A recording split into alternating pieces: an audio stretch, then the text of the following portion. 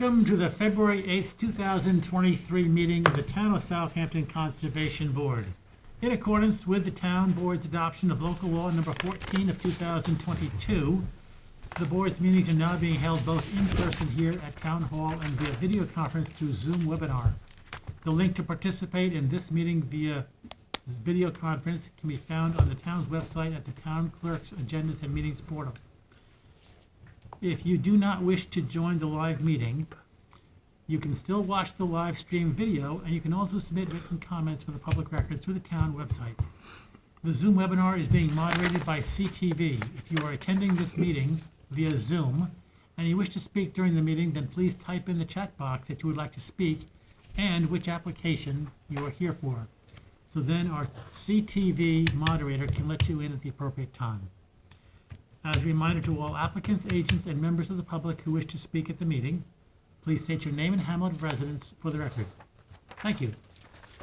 And I'll invite you to join the board together as we salute the flag. Pledge allegiance to the flag of the United States of America and to the republic for which it stands, one nation, under God, indivisible, with liberty and justice for all.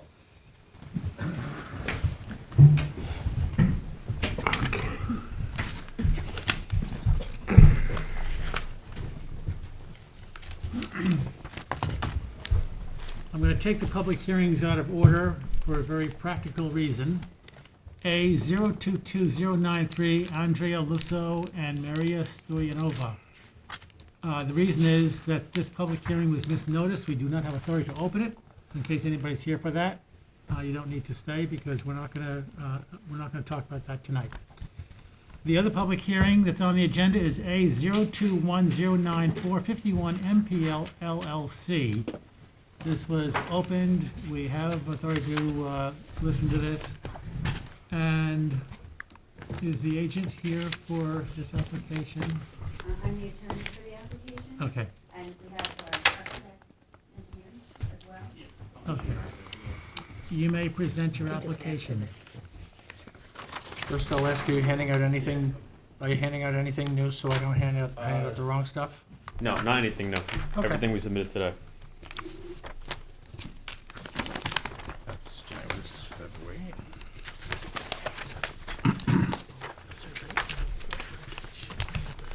Okay. All right. Okay. Good evening, board members. My name is Gabriel Gambana with Schiffer Engineering, and I'm here representing 51 Mill Pond. That was adjourned at the last meeting on January 25th. Thank you, Tom. Due to not having the proper survey with the information on the grading. The property design is, what we're doing is using the existing footprint and adding 908 square feet to that existing footprint, all of which are we got within the this today. setback requirements We didn't have. and away from the wetlands. And our design follows the comments that were made by Marty Shea and that were also taken into account that when we were designing it, we were designing with the wetlands and the environment in mind, making it a very minimal digging, as well as advancing kind of the septic and so on. So our design also proposes a 16 by 36 pool, which is also within the setbacks and is proposed to fit the neighboring homes in the area as well. So Can I originally, interrupt for a moment, just Yep. for interpretation of some of your Aerials? comments? When you say these aerials? plans meet the setbacks, what setbacks are you referring to? so one, the principal setbacks you. and the, The zoning setbacks? yeah, the zoning setbacks. Okay. And you are familiar with chapter 325, that there are setbacks on 325? I'm sorry, can you repeat that? 325 has recommended setbacks for all activities that are necessary to come to the Conservation Board to get a permit. Mhm. Setbacks from So wetlands, so this isn't the Those, zoning board. the setbacks that we look at, although those zoning setbacks are necessary and important, we're called to look at the setbacks from the wetlands. So when you say setbacks, we think of setbacks from the wetlands. I just want to make that clarification so that we can understand your terminology appropriately. Got it. But yeah, they're within both. They're within both? Yes, the wetlands and the They're the not. zoning. I'm sorry? They're not. They're not. If you were within all of the setbacks for us, then we wouldn't be having a hearing. The recommended setbacks for structures are 100 feet on this property. From the wetlands. Oh. Okay. You're not meeting any of the setbacks for any of your structures. Okay. If I may, It looks like you're 18.5 feet from the wetlands with the pool. See the staff drawing in here. Not the staff. Oh, okay. That's fine. Yeah. This is, Yeah, that's all part of okay. it. This is a big version of that. I think that's the one. But actually, we don't need it. No. You want me? Or you want me? I thought we would speak, if you want me to speak, I'm happy to, but I can't speak to the. Oh, not to specifics the, of the- no, I don't know, first time, okay. Well, we are grandfathered in to the property due to when it was built and when it was done. There is no grandfather in chapter 325.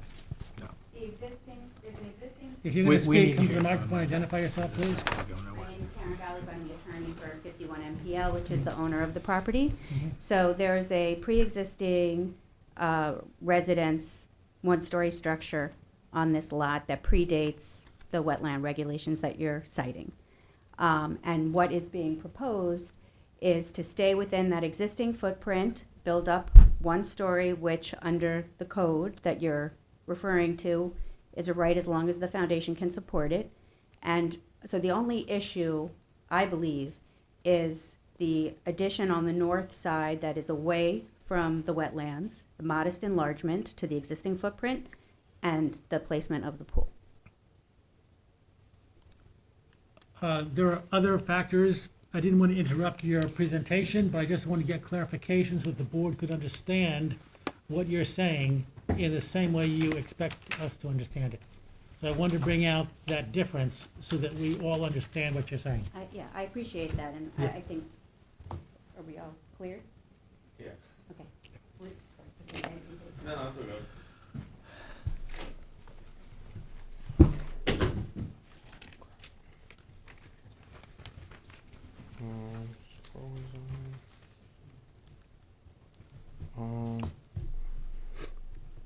So I was saying, so we're designing to propose a 16 by 36 inch pool, which is also to fit the area of the neighboring homes, which we feel would suits what's in the area to move forward. And it's a 2-bedroom dwelling that we plan on converting to a 4-bedroom. And what we'll do to the septic system is create leaching mats instead of just a regular leaching pool due to the water table.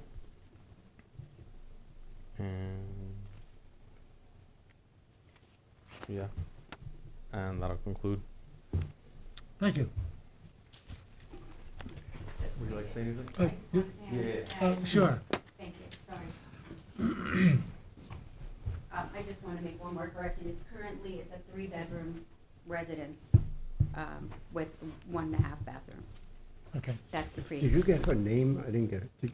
My name is No, sure, Karen sure. Gottlieb. I'm the attorney for 51 MPL. Did you sign in, please? I shall.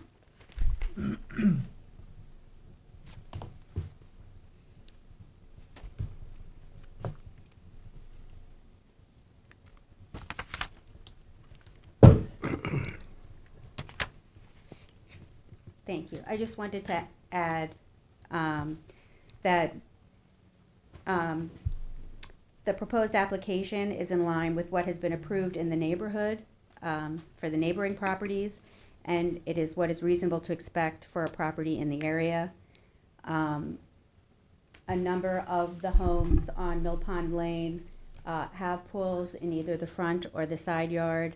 On this particular stretch of Mill Pond Lane, all of the houses abut wetlands and protected town conservation land.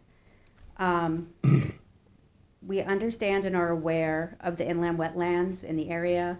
We made sure with the engineer that the design is compliant and has no impact on the wetlands. We're abiding by the regulations regarding the septic with an IA system that is with shallow fields. The pool size is small, the extension is modest, and we're preserving a wildlife corridor. The lot was purchased knowing about the wetlands. The owner respects the wetlands and have designed with it in mind. The owner understands that the town is busy and the board is busy, but this particular application has been adjourned several times, not at the owner's request. The owner has been extremely patient and would like to proceed with what will be a permanent home. Additionally, I would just like to note that the lot next door that actually contains the wetlands was purchased by the town. But the town did not purchase this lot, and so we respectfully request your consideration of this very modest improvement. Could you clarify how I believe you said you're preserving the wetlands or you're protecting the wetlands? Yes, because the contemplated design keeps to the existing footprint of the premises that predates the wetlands regulations, adds an additional story, a modest extension to the north side, but does not increase any building to the south where the wetlands are, and the only extension to the west where the wetlands, towards where the wetlands are in the adjacent lot, is the proposed addition of a modest pool on the location of what is and has currently and always, to our knowledge, been an asphalt driveway. So it's currently not horticulturally improved. It's not natural wildlife. It's an asphalt driveway, and the homeowner is within their right to keep it an asphalt driveway. We feel that the pool, which is an outdoor pool and is seasonal, would have even less usage and disturbance to the area than the current driveway. So you're equating an asphalt driveway with a swimming pool on its effect on the wetlands? Yes, I believe the present intent of the owner is actually to use a technology for the pool called copper ionization, so it wouldn't even affect the saline quality of the surrounding water table. I would like to clarify one point. You mentioned that this application has been adjourned several times not at the owner's request. This came before this board one time. It was adjourned one time, and it was because the applicant, the agent, discovered he could not present here by the ethics committee, so that the architect was not prepared to go through all the details of it the last time, so we adjourned it till this time. Oh, okay. To my knowledge, it had been scheduled November, December, then January, and now, which I'm not complaining about. We understand there's been a heavy workload on everybody, given the pandemic and everything that's been going on, but we just would like it to proceed. No, it was not. It was adjourned. The public hearing was scheduled for January 25th. Okay. I believe there was something on the schedule in December and also in November, but She's talking it's about- really she's saying immaterial. It might have been the- preliminary It's review. immaterial. Preliminary. Okay. Might have been. Perhaps, yeah, I it's can't say. fine. Okay. I mean, it's not really a bone of contention. We're just saying, we're eager for it to proceed. Sure. Okay, thank you. Thank you very much. We appreciate your time. Our neighbors would also like to speak. I don't know if you'd like Well, to the hear sta- after. They'll come later. Applicant presents, the staff presents, and then we open up to the Thank public.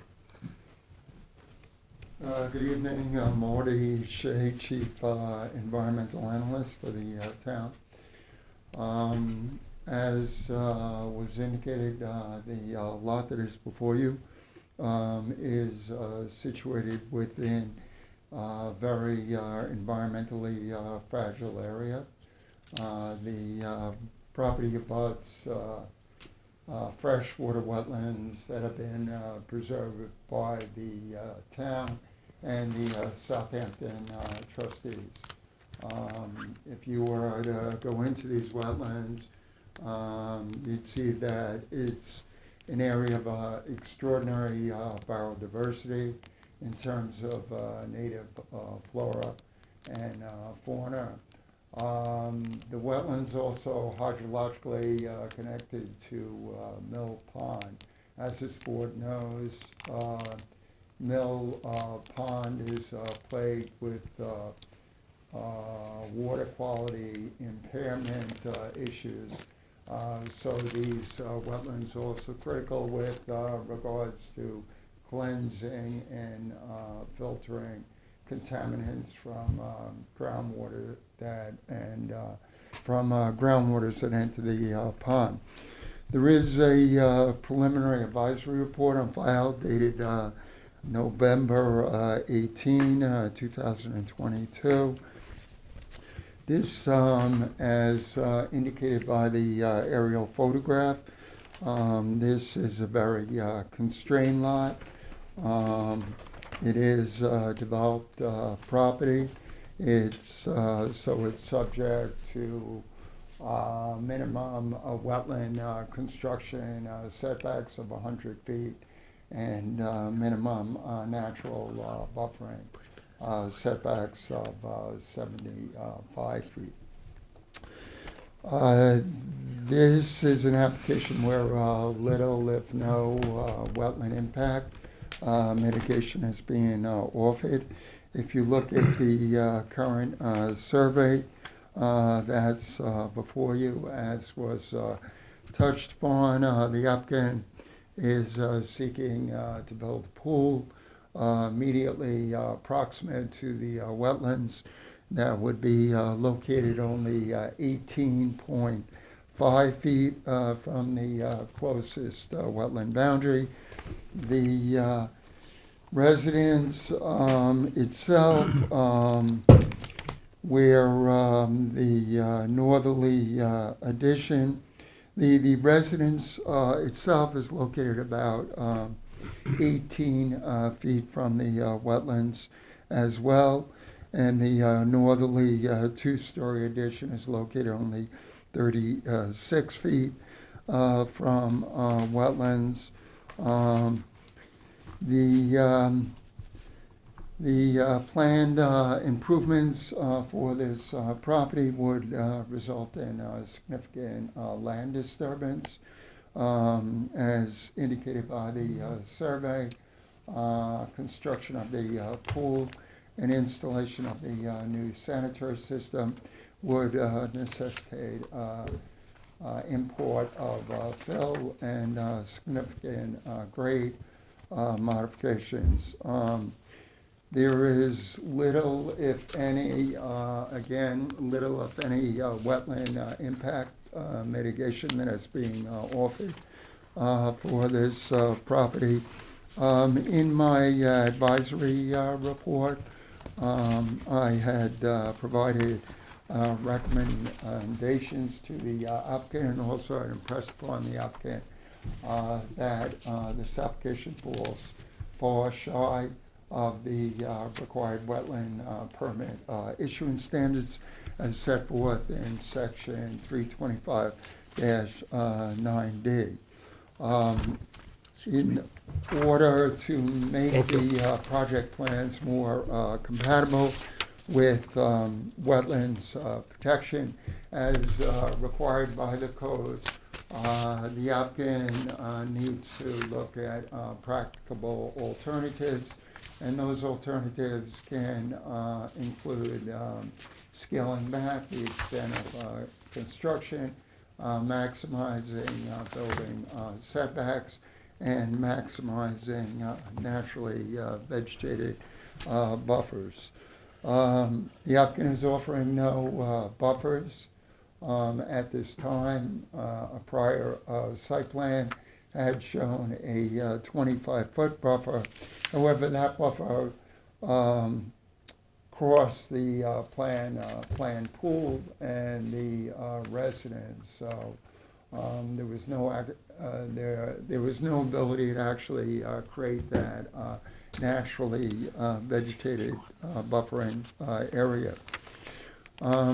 In the interest of lessening adverse wetland impacts, I have recommended that the applicant abandon the plans for construction of a pool. I have also asked that they reconsider the proposed northerly two-story addition because of the constraints of this property. and that they look to reverse the sanitary system and the future pervious drive. The code requires a minimum setback of 150 feet for the sanitary system. As you can see, the sanitary system is considerably closer than that. The sanitary system would be located approximately 75 to 80 feet from wetlands. This property is marked by an existing ranch with a concrete block foundation. Accordingly, I've asked the applicant to get a structural engineer to look at the existing dwelling to see whether or not it can support a second story without demolition and reconstruction. In addition to the survey that you have in the file, there are also site plan drawings. And if you look at those drawings that were received on February 8th, you can see that in addition to the site plan, the applicant on the final page has offered a visual rendering of what the home would look like once the planned additions are constructed. If you look in the far right corner of that final sheet, above you see the existing one-story ranch, and then below that you see the planned two-story dwelling with northerly addition. The existing attached garage would be converted to living area, and a new garage would be built as part of the northerly extension. Looking at those plans, there is concern that in order to go forward with this project, the applicant would have to essentially demolish and reconstruct virtually the entirety of the existing dwelling. You see the plans call for a very modern two-story home as compared to the existing ranch. That being said, I indicated to the applicant that particularly if there are some structural issues with the existing home, they may want to entertain demolishing the existing ranch and building a new energy efficient home. In the event that that's done, there would also be an opportunity to better the setbacks, the wetland building setbacks, and the buffers for the new dwelling, as the applicant could look to reorient the house so that it's in a west-east direction rather than north-south, thereby taking better advantage of the property. The applicant has contended that the plans for this property are consistent with project plans for neighboring properties. So in response to those comments, I looked at what this board approved on the abutting lot to the east. And I'll hand out copies of those drawings.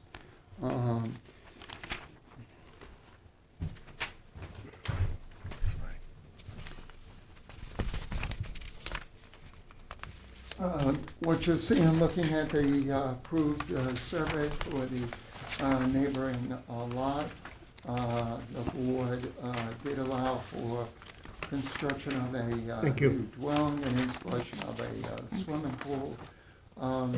However, the plans incorporated significant wetland impact mitigation.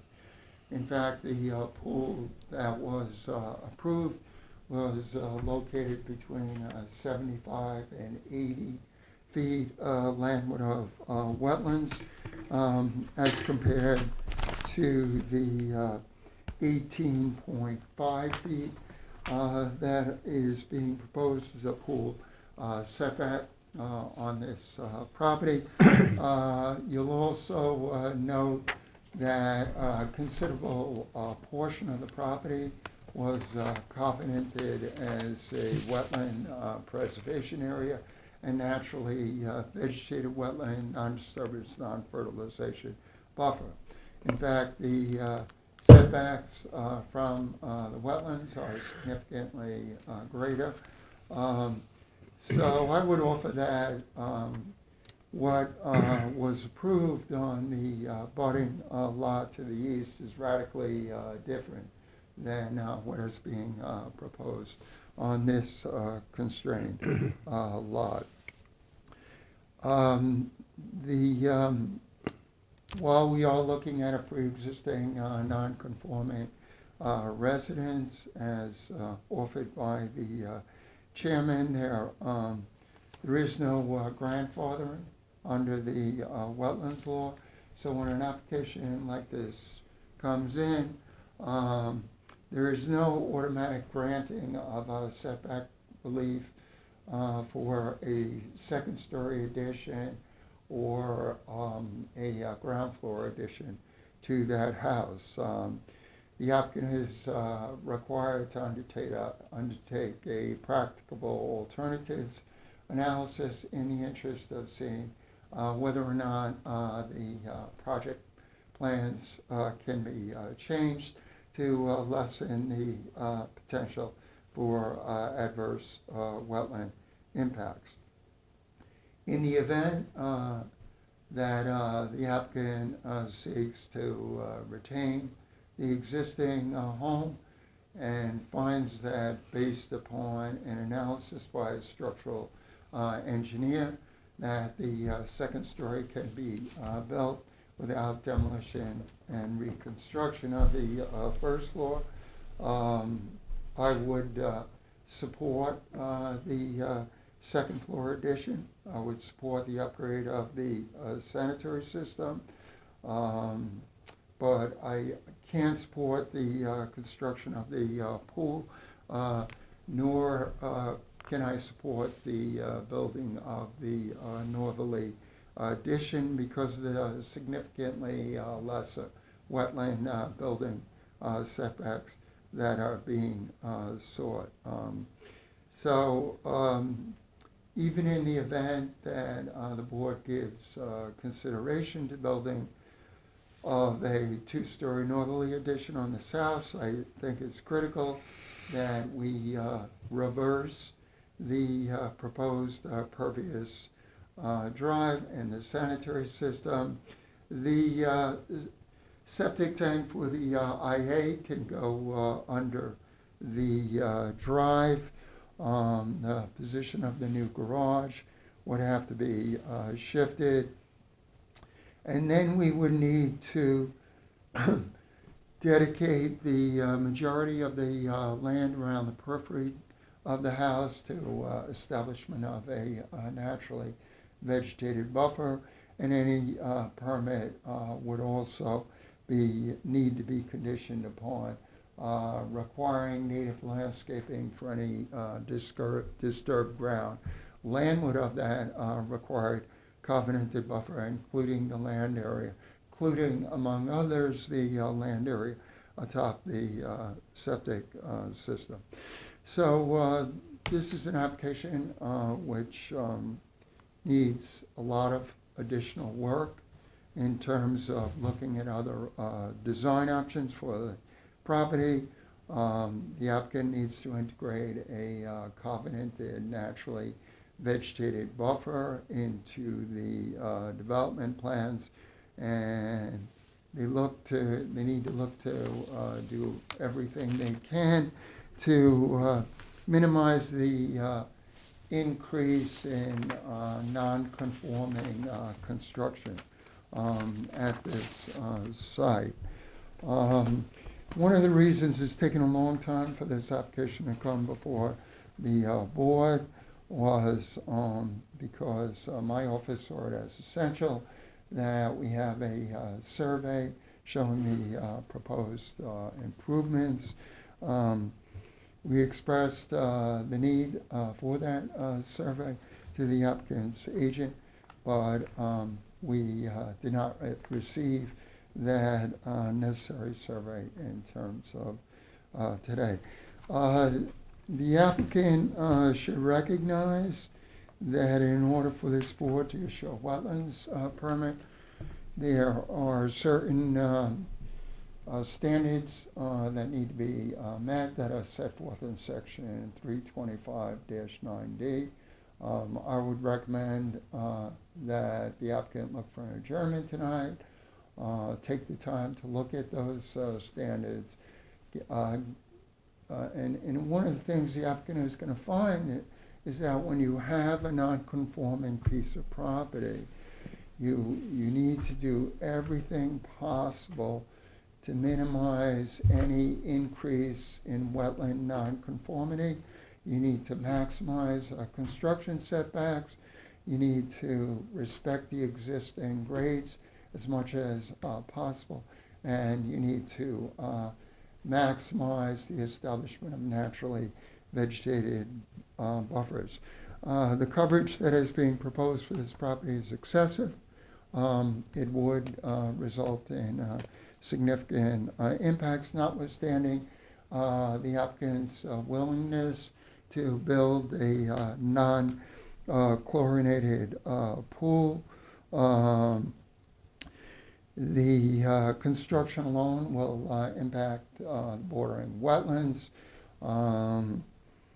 With this design plan, there's no opportunity to provide that natural buffering vegetation that's critical as a screen for wildlife. There is concern that future maintenance of the pool may result in inadvertent discharge of contaminated water into the adjacent wetlands, which poses a host of issues for native insects, songbirds, native flora, and other wildlife. So in summation, this project plan does not meet the standards for a wetland permit issuance. As such, I would recommend that the hearing be adjourned tonight so that the applicant can take the time to look at other design options. My office is always willing to work with applicants to try and look at possible alternatives for the site. Thank you. Thank you, Marty. Do you want to comment after Marty? Do you have anything more to say? Yeah.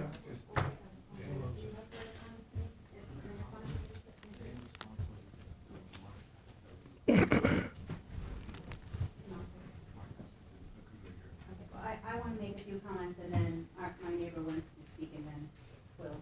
Okay. So first of all, I would just like to refer to section 325 for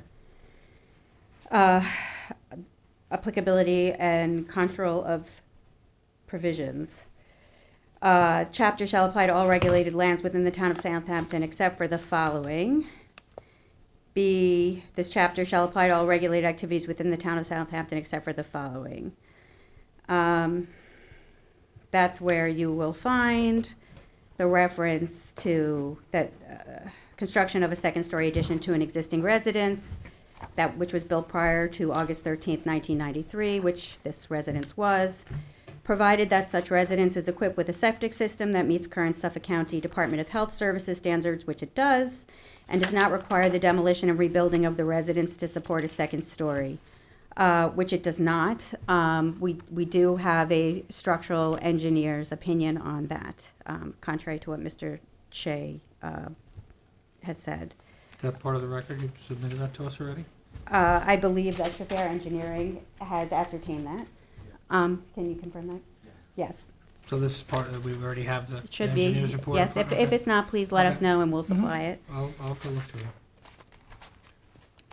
But So, adding new parts to the project, yes, absolutely, that's why we're here, that's part of why we're here today. And while, you know, the applicant is completely supportive of discussing, you know, native plantings and such, I find it somewhat difficult to believe that adding a second story and the modest extension and the proposed modest pool will be less invasive than entirely knocking down the house and reorient it and building a whole entirely new house. I also, in conclusion, and not to belabor the point, the homeowner is well within their rights just to leave everything as it is and to make cosmetic improvements only, which likely would also have construction activity, et cetera. Leave the existing asphalt driveway. This homeowner has owned the premises for 3 years now. This is not a developer looking for a quick flip. This is someone who cares about the property, bought this property because of its location, and is looking to work in cooperation with the town and the environmental concerns to do this correctly. That's all. And we have some neighbors who own the premises immediately adjacent, the 2 lots to the east, both of which have pools, one of which Mr. Shea referred to in his presentation. Just clarification. The second-story addition is specifically referred to in chapter 325. You read that clause.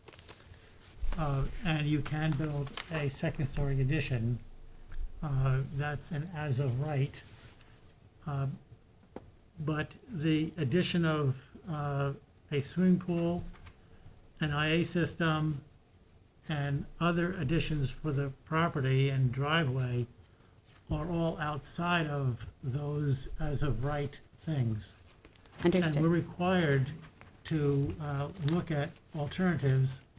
If we look at, I would just encourage you to look at 325-9D and go through each one of those steps.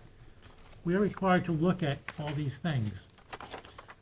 So we will ask you to explore alternatives. Marty has suggested a few things. You heard them. Moving the IA system farther away from the wetlands because it should be 150 feet. You cannot meet the recommended setbacks. That doesn't mean you can't do it, although it could, but it does mean we have to look and see if it meets the tests for meeting the standards for issuance of a permit. The swimming pool is very problematic because it is so close to the wetlands. It's very rare, I can't recall when we've issued a permit for a pool 18 feet from the wetlands. From the moving wetlands buffer, To the wetlands, wetland line. the wetland line. to the wetland itself or to the wetland buffer? I heard Mr. There's no Shea say buffer. the buffer. Well, you haven't provided any buffer, you haven't proposed any buffer. You've cleared right up to the wetlands line. So it's proposed 18 feet, according to what is written here, it's proposed 18 and a half feet. There are impacts, and in order for you to meet the standards, there needs to be mitigation. And that mitigation almost always, perhaps always does, but certainly almost always, involves providing a covenanted buffer, non-disturbance, non-proliferation zone. And there is none offered here. So I would suggest that you should look at that closely. I don't see how you can meet the standards without offering a buffer. There may be other things as we move on here. As you switch things around, it may create other situations. But the standard is the standard to strive for is 100% setback for structures and 150 feet for the septic system.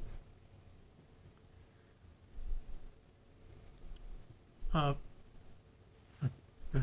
ahead. See, the backbone of chapter 325 relies almost completely on the distance from wetlands, the setbacks from wetlands. So you said about demolishing the house and building it in a different configuration, That's- how could that be less invasive than leaving the house where it is? As a temporary disturbance, it may be greater than leaving the house where it is, but the end result of being greater wetlands from setbacks is one of the main goals of chapter 325. The way it's designed is farther from wetlands is better.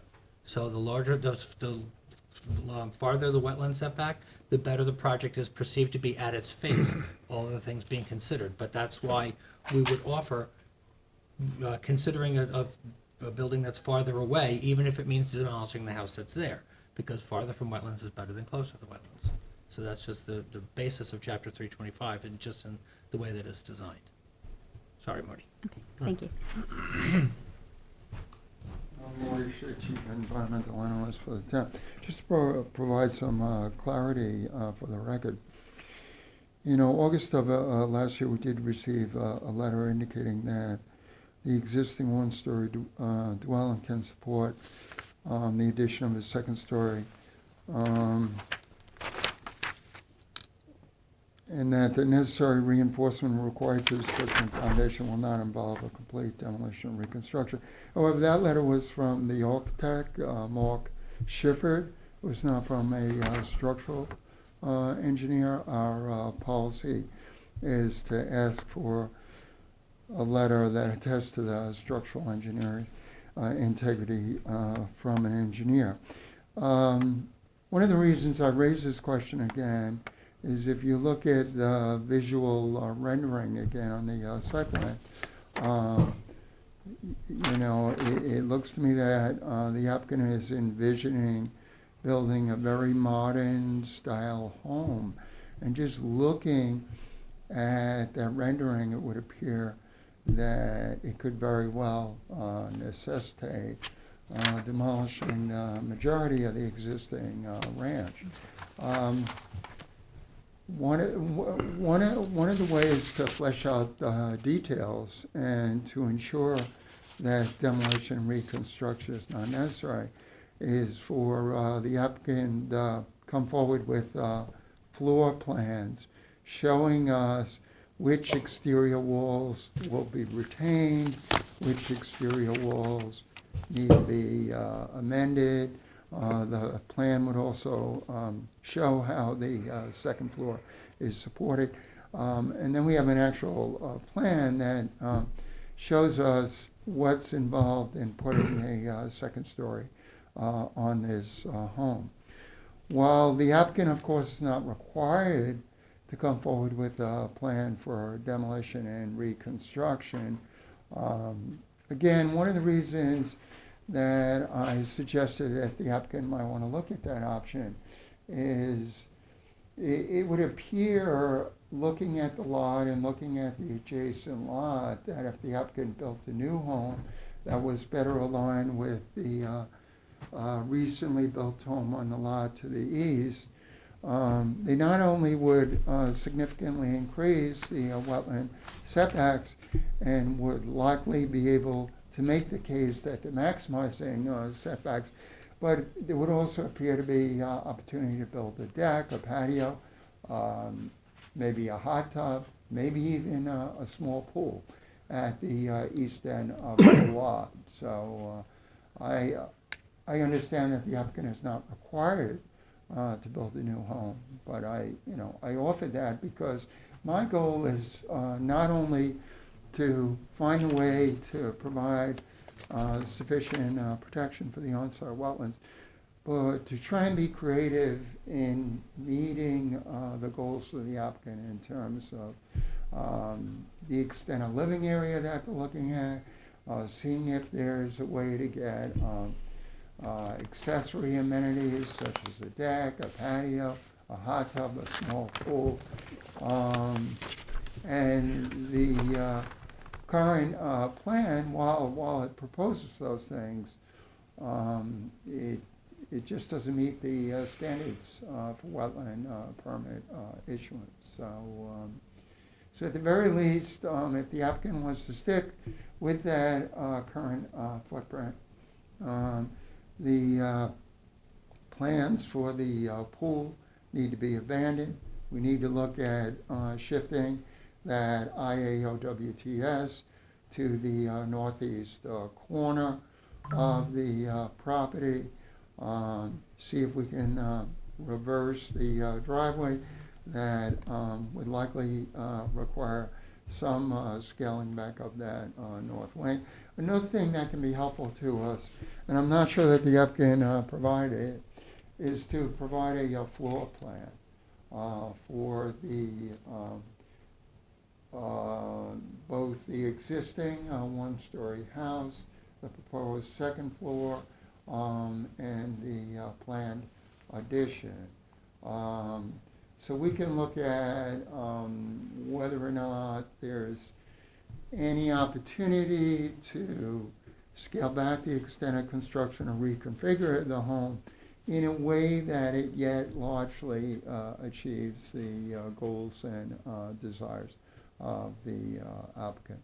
And without having that information, there's little to work with in terms of looking at other design options. So, again, I would recommend that the applicant revisit the plans in the interest of trying to come forward with a plan that maximizes construction setbacks and allows for establishment of maximized covenanted naturally vegetated buffers that likely calls for native landscaping on the remaining disturbed ground on the property, and then at least we have something to work with as beyond the installation of the new sanitary system. There is little for us to work with in terms of wetland impact mitigation to support the issuance of a wetlands permit at this time. Thank you.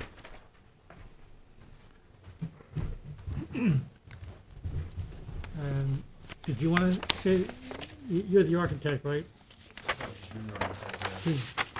I got to compliment you. Did you draw those cars? They're good. I don't know how you do that. Obviously, I'm not an artist, but they're good.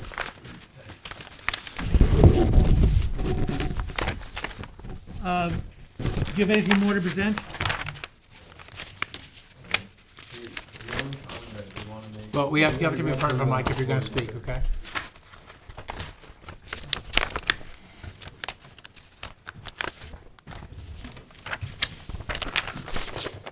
So just state your name again before you start, if you don't mind.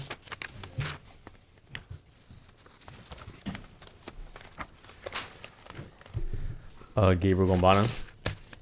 The only comment I did want to make was in regards to the addition. It is a slab on grade, so there will be minimal digging. And then I believe to the addition, it's only a few feet from what's existing, and that's the only comment I did want to make. Is there a basement on the existing house? No, it's a crawl space. Okay, is it, I said the existing. Yeah.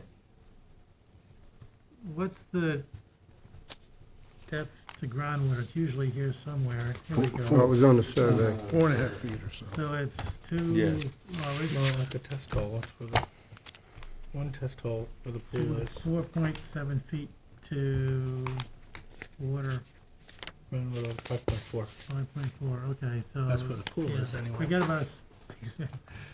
Doesn't work. You don't need, do you have a first floor elevation required here for FEMA? No, I'm sorry, can you repeat that? Is there a FEMA requirement for a first floor elevation in this area? Not that I'm aware of. Okay. Okay, you have nothing more to add, then I'm gonna open this up to the public. One more quick comment. In 1 moment. Marty Shea, Chief Environmental Analyst for the town. Actually, the flood zones are shown on the property. The southeast corner of the existing house does lie within FEMA flood zone AE elevation 10, which would mean that if the planned additions are deemed substantial improvements, which equate to essentially greater than 50% of the value of the existing home, the finished first floor would have to be at a minimum of elevation 12, which would it looks like they have a finished first floor elevation of 12.26, so they right now the plan would be compliant. Thank you. Is there someone in the public who'd like to speak in this application? Yes, sir. Excuse me, I just want to say. You can't speak till you're in front of them, you can't start till you're in front I'm of the the neighbor at 41 Mill Pond, and I just want to say they're a lovely couple. I hope you can work this out. I know nothing about what you're talking about, but I think they're an addition to the neighborhood, and it would be a real improvement if you can work out the details. They're just lovely, and he was very gracious when the Eagles beat the Giants. Could you state your name and also sign in, please? Everyone Oh, has yeah, to okay. state their name and sign. Okay. I need a pen. No pen. Unfortunately, in chapter 325, there's nothing about how nice the people are. I know. I just want to let you know they're a nice And I'm couple. sorry, what was your name again, sir? Jim Awad, A-W-A-D. I live next door in 41 Okay. Mill Pond, and they're just a nice addition to the neighborhood, for whatever that's worth.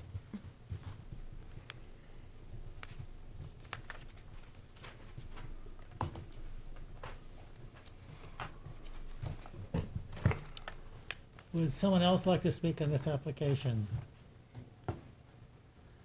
And Kevin, is there anyone on the video that would like to speak? No, there's not. We'll need to adjourn this to a later date. You have a sense of what needs to be done, right? Explore alternatives. I would highly recommend you look at chapter 325 9D and just kind of memorize that whole section. Because that's what we really go by. If we don't identify it by chapter and verse, that's what we're thinking about as we're going through the process. So that will get you in line with how we think about the application and what we have to do to meet the conditions for issuance of a permit. So the amount of work that needs to be done would be considering different locations for some of the structures, staff's recommendation to eliminate or reduce some of the structures, proposing a buffer around the structures so that so there's gonna be no activity farther from the wetlands than currently exists. Just some of the guidelines to give you for homework. Looks like the next available date is April 26th. We've got a full agenda between now and then.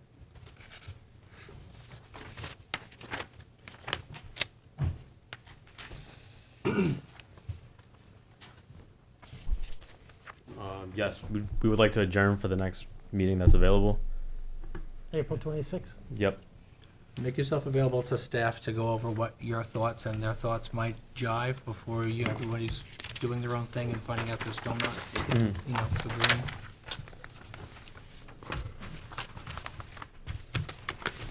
What we need to see and be able to understand is all the changes that you desire to make on the property and their setback from the flagged wetlands.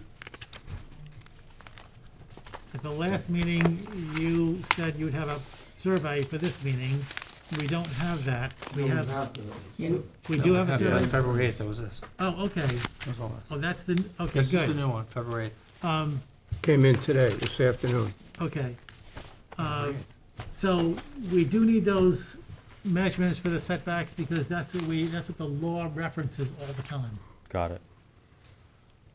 And that was from, you said 325.9D? Yes. Yeah. An IA system is obviously required, the county requires that on a project of this size. And I don't know if there's any other system that takes up less space. There's a problem with the distance to groundwater, so you might just need to have it shallow like that and spread over a lot of space. Just trying to think of ways to maximize or being able to accomplish as much as you want to on this property that's highly constrained. We see a lot of these highly constrained properties, and sometimes it takes some creativity to make everything work. Okay. Got it. Sometimes it means putting a pool on a roof. I'm not joking. Is there a Do you want this back, motion, Marty? Take this back, yeah. is there a motion to adjourn to, April 26th, April- motion to adjourn. Second? all in favor? Aye. Opposed? Thank you. Thank you.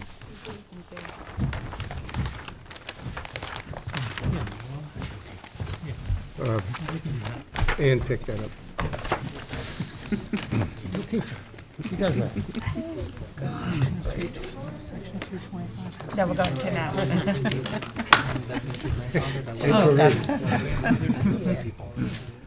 Is there a motion to accept the minutes of January 25th, 2023? So move. Second? All in favor? Aye. Opposed? Advisory report for the ZBA, Sarah Birmingham.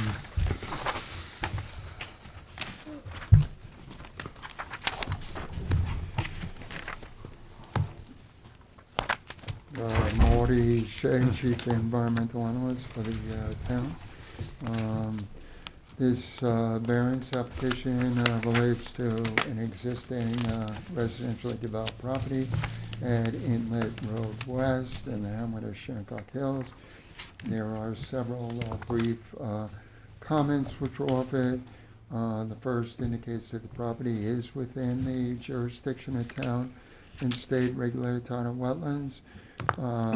The second provides some quick history in indicating that the landowner has already received a requisite permit to build the proposed garage for which variance is being sought. Third comment indicates that the survey that has been filed with the ZBA was approved pursuant to the administrative wetland permit. And as is customary, the last comment indicates that we have not separately looked at the building and zoning variance criteria. Motion to send these comments to the ZBA. Second? All in favor? Aye. Opposed? Matthew Roden and Jessica Vieira. This is a property on Seatuck Lane in hamlet of Remsenburg, Spionk, that has some history before the board.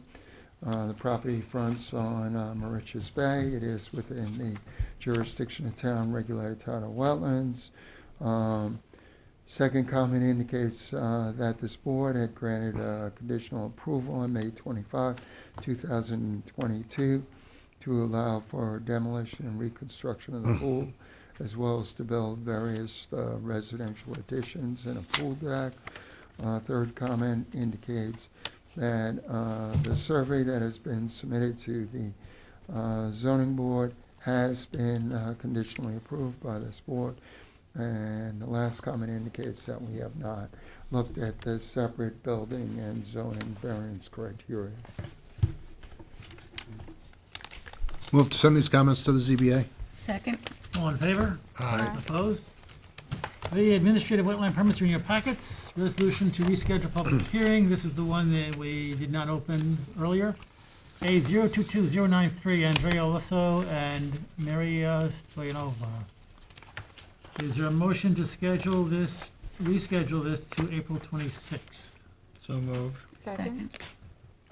Resolved that the Town Conservation Board hereby reschedules the public hearing to April 26, 2023. All in favor? Aye. Opposed? Resolution of conditional approval, A 022028, Denise Sokolich. And this is being postponed to February 22nd. Is there a motion? Motion to postpone to February 22nd? Second. All in favor? Aye. Opposed?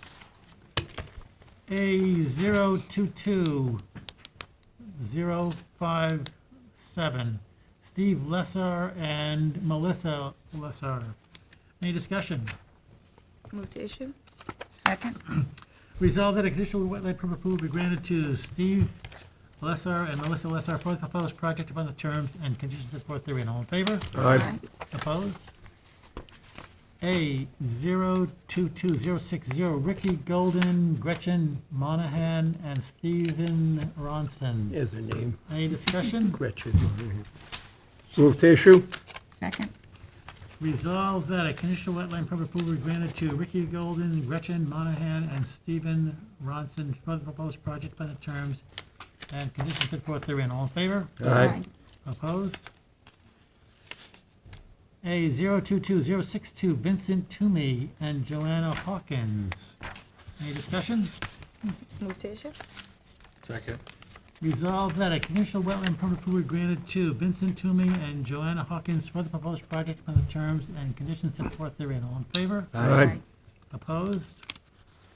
Mary Lee, A 022088, Mary Lee Kretschy. Move to issue? Second? Resolved that a conditional wetland permit approval be granted to Mary Lee Kretschy for the proposed project upon the terms and conditions set forth therein. All in favor? Aye. Opposed? A 022099, Gilbert Torresian and Carol Torresian. Any discussion? Move to issue? Second? Resolved that a conditional wetland permit approval be granted to Gilbert Torresian and Carol Torresian for the proposed project upon the terms and conditions set forth therein. All in favor? Aye. Opposed? A 022102, Irene Vegianos and Martin Wayland. Any discussion? Move to issue. Second? Resolved that a conditional wetland permit approval granted to Irene Vegianos and Martin Wayland for the proposed project upon the terms and conditions set forth therein. All in favor? Aye. Opposed? Preliminary review signature determination, A 021076, Nicholas Christopher and Penelope Christopher. And this is being postponed to February 22nd. So moved. Second? All in favor? Aye. Opposed? A 022012, Duretti Fupa. This is also being postponed to February 22nd. So moved. Second? All in favor? Aye. Opposed? A 022032, Cold Spring Point 2 LLC. Marty Shea, Chief Environmental Analyst for the town. This application relates to an existing residentially developed property in Cold Spring Point in the hamlet of Tuckahoe. There is a preliminary advisory report on file dated February 7, 2023. The application has been made in order to gain this board's approval to undertake modest improvements and additions to the existing residence. The applicant has also come forward with a plan to upgrade the sanitary system. However, due to the constraints of the property, a significant portion of that system would need to be constructed within an existing covenanted naturally vegetative wetland, non-disturbance, non-fertilization buffer. As a consequence, due to my interest in getting an upgraded sanitary system on this property, I did tour the property and develop a creative plan for reconfiguring and expanding existing buffers that works well with the site. I've also asked that the area where the IA would be installed, that the land atop that IA be landscaped with native vegetation. The applicant has indicated that they're amenable to working with us to file the necessary amended covenants and to work out the details in terms of the native landscape concept. This is an application for which we have sufficient information to make a determination. As such, recommending that the public hearing requirement be waived. Motion to waive the public hearing? Second. Resolved that the Town Conservation Board hereby waives the public hearing requirement pursuant to Chapter 325, Section 325-80 of the Town Code. All in favor? Aye. Opposed? A 022096, Sherry Meyerson and Mitchell Meyerson. This application relates to property on Head of Lots Road in the Hamlet East Quad. The lot contains very extensive freshwater and tidal wetlands, which tie in with the wetlands and preserved lands at the Pine Neck Preserve.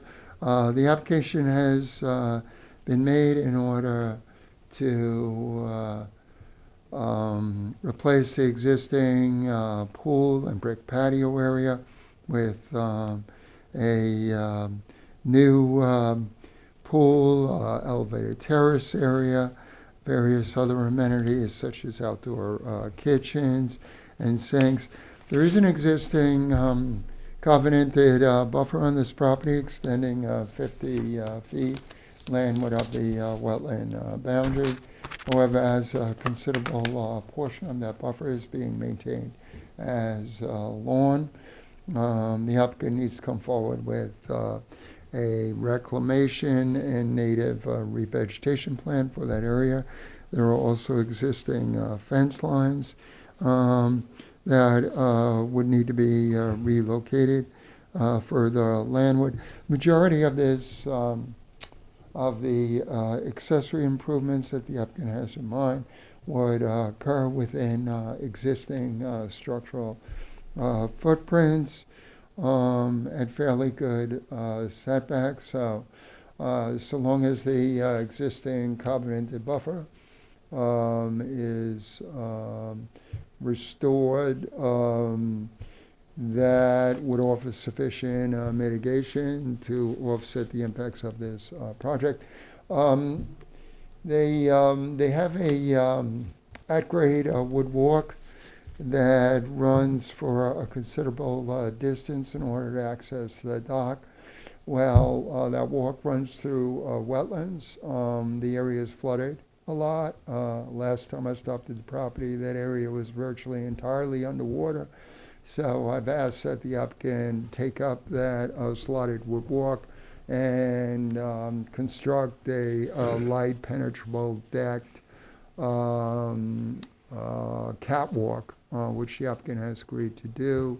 That will allow for better preservation of the existing wetlands and also afford them safe and dry access to that dock. So the wetlands have changed somewhat over time. Their coverage is greater than they were in years past, but it doesn't affect the needed buffer on this property, but they will have to. The amended covenant will change the description of the wetland preservation area, naturally vegetated buffer as well. So the applicant has agreed to all the recommendations in terms of mitigation for this property. We do have sufficient information to make a determination. As such, I'm recommending that the public hearing requirement be waived. Motion to waive the public hearing? Second.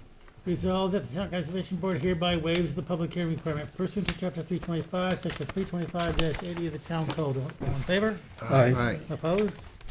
Covenant Interpretation Amendment, A 02209591 Cobile LLC is being postponed to February 22nd, 2023.